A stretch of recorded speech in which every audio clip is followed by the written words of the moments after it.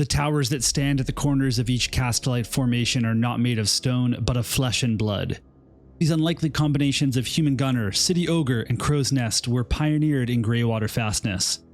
A combination of strength and accuracy, a moving castle. This is the Fusil Major on Ogor Warhulk. When the new Cities of Sigmar line was revealed, there were two sculpts that I was most excited for. The first one being the Iron Weld Great Cannon, and I've built that, I've talked about it on this channel. It was awesome. But the second one that I absolutely loved was the Fusilier Major on the Ogor Warhulk.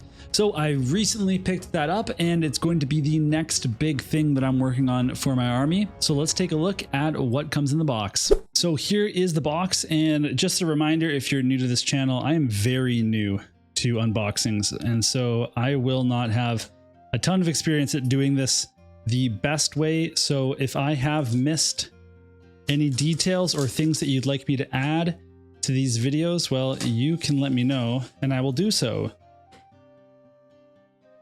So this is the box, and the back side just has the build variations on it. So we have the Ogre that has no helmet, and then we have a Fusilier Major who is readying a shot, and we can see that there's also a version where he is giving a direction or an order, which is more appropriate. But we also have an Ogre that has a helmet. And so let's take a look at the sprues. So inside the box, we have the base, and we'll have our instruction manual. And this will give us directions, including the alternate variations of the type that you want to build. And we can see the way that it's going to look here and here. And I personally think that I'm going to be giving an order to somebody, because that's very fitting, that this is a hero and somebody that can give orders in the Cities of Sigmar battle traits. And then I think I'm kind of split actually between the helmet and the non-helmet. I'm not really sure what I'm going to do yet, but I guess we'll figure that out once I start building. But otherwise, here you have both of them again, looking great. And there's some stats on the back as per usual.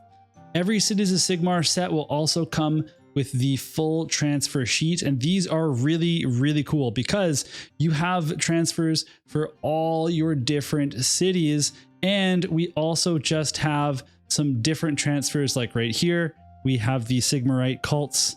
On this side, we have some Cavalier heraldry, and then down at the bottom, we have some twin-tailed comets and some miscellaneous stuff as well.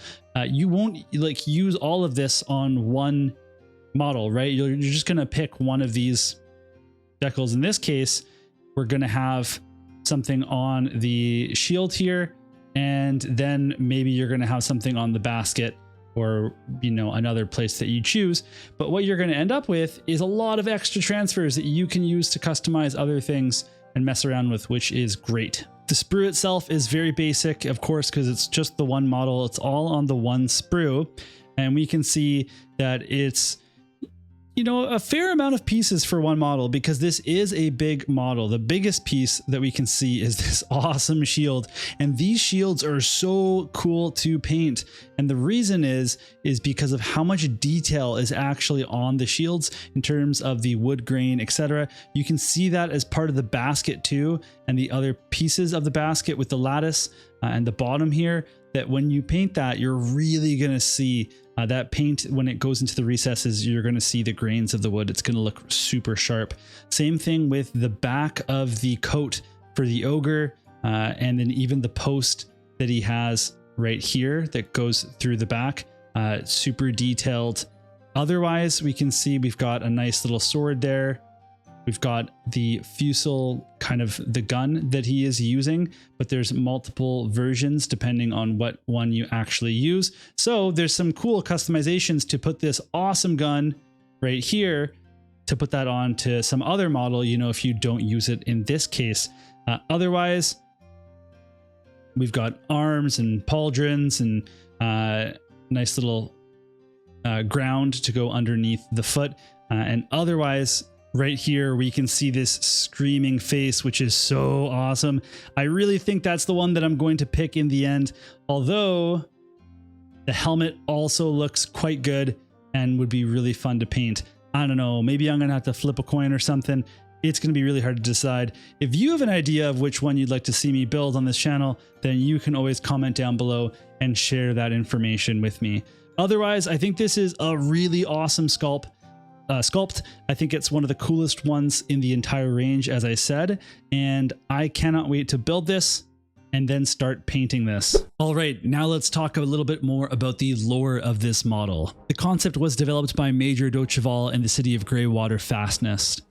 This was necessitated by the swampy expanse of the Ghoulmere, which made it difficult to bring any major machines or equipment into the area. You see, there were Crocoshusians infesting the Ghoulmere, and it was commonplace for Free Guild soldiers to lose their lives to unseen attacks. The initial goal of the man and ogre pairing was to snipe these deadly beasts as they hid in the water, making passage safe for their comrades. At first, to make both parties amenable to the arrangement, ogres were given large quantities of meat, and the gunners, on their shoulders, were given a sphere of life water. Later, after the concept was a proven success, harnesses and crow nests were developed to make the pairing more effective, and to provide an easier shot to the marshal on board. Despite the continuous supply of meat given to each ogre, the relationship between gunner and ogre is not easy. Ogres do not care for humans climbing up over them, and a relationship must be established. Keep in mind, we're also dealing with second-generation city ogres, so there is a genetic and environmental component to the ogres having the disposition for this alliance to even be possible. Oftentimes, there is a debt existing between the ogre and the Fusil Major. Perhaps the Fusilier has saved the ogre's life, or maybe they lost a bet and they are serving as their payment. Either way, there is some training to be done between the duo for them to be an effective pairing. Signals are passed between marshal and ogre not just verbally, but through foot stomps on the crow's nest. Once the pair has bonded through trial and tribulation, some serious good can be done for the Dawnbringer's crusade. Out of combat, an ogre can easily aid in the transport of larger supplies. They can also act as a beacon, with the gunner signaling vital directions to their comrades through the flickering of a message of a lantern. But in battle is where the Fusil Major on their ogre Warhulk will prove their importance to the Dawnbringers. The vantage point the gunner holds from the crow's nest not only provides a fantastic sight at enemy troops, but also provides cover against return fire. This height also allows the Fusil Major to direct his allies in battle, especially the Fusiliers on foot, who need assistance sighting their targets. But this combination is so much more than a sniper's turret. Each ogre is armed with a giant tower shield and bone-crushing mace.